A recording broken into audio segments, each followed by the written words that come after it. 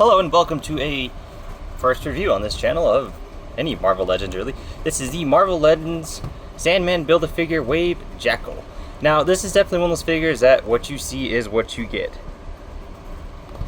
Not a bad thing. And he did come with a Build-A-Figure piece of Sandman. I think he came with the left leg.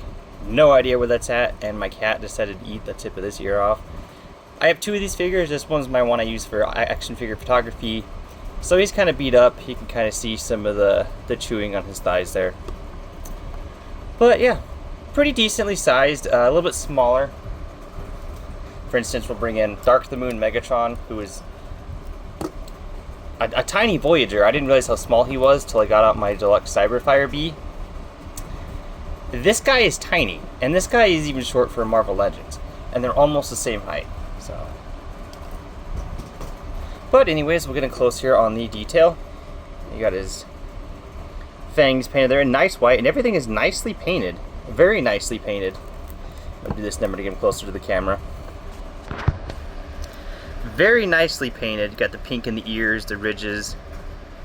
You got the lots of nice fur detail. Even on his legs, you have nice fur detail. Nothing at the bottom of the feet. Tailnose is painted. You got the tufts on the back of his thighs and his legs, even going up the back of the arms. You have the hair. Got the nice hair detail. You even have the shoulders. You have the shoulders picked out here in fur.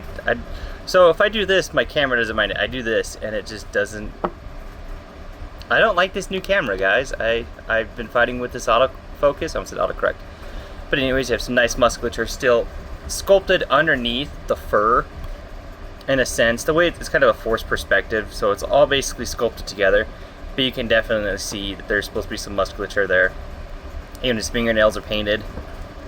Got some nice differential green on the front. You have the darker and the lighter. And what I love most about this figure is the articulation. So head is on a ball joint, so it'll go full 360. It's on a hinge, so it'll look up that far, down that far. You get slight tilted. Shoulders will go up that far. Biceps will do a full 360. Double jointed elbows. And the wrists on this guy are amazing. So they'll do almost a 90 degrees down and then a little bit up. But I mean, it works with the expressiveness of the figure and the elbows. Just a lot of nice articulation. Ab crunch will go forward one click, back one click. Waist swivel. On this figure, it is extremely loose. Hips will go forward that far. Back, not really. You can kind of fudge it if you move it out a little bit. Outward that far. Thigh rotation will do a 360. It is very tight. Double jointed knees. You get lots of nice motion out of that. You get some nice ankle pivot. Honestly, the ankle pivot is extremely well. Feet will move up and feet will move down all the way. So, I mean, you could get this guy into some crazy poses if you really wanted to. I would dare say he's more posable than most Spider-Man figures. Keep in mind, this figure is from 2015, so there's probably better articulated figures. But for 2015, as long as you can get him balanced, he's an amazing figure. And being one of those figures, you can kind of see his leg kind of warped. It's a long story on that. Being one of those figures where you get what you pay for, can either be a good thing or a bad thing. This is definitely not a bad thing. He's simple where he needs to be, but then with the articulation, it kind of brings out the best of him. I mean, you could get him, if you really wanted to, you could almost get him crossing his arms. Almost, not quite. But I mean, most Marvel Legends in 2015 were hit and miss. This guy was definitely one of the better ones, and I don't think we've ever seen this mold again. And the one thing without being painted that I absolutely love is, since all this is green molded plastic, the pins are the same color as his joints.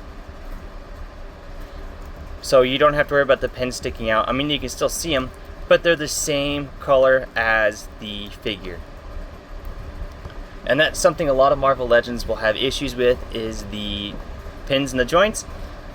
Sometimes if they're painted, the paint doesn't always match.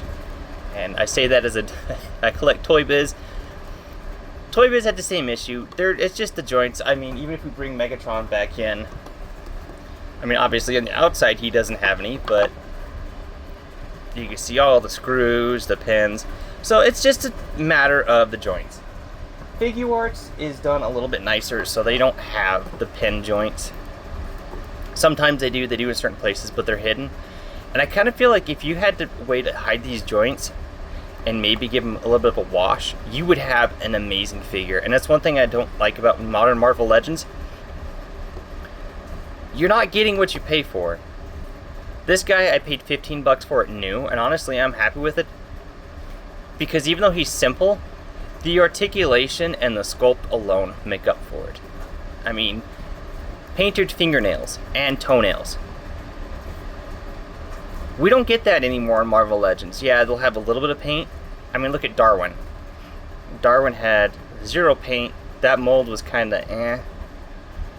But, I mean, you can even see, like, the bags around his eyes are painted and sculpted.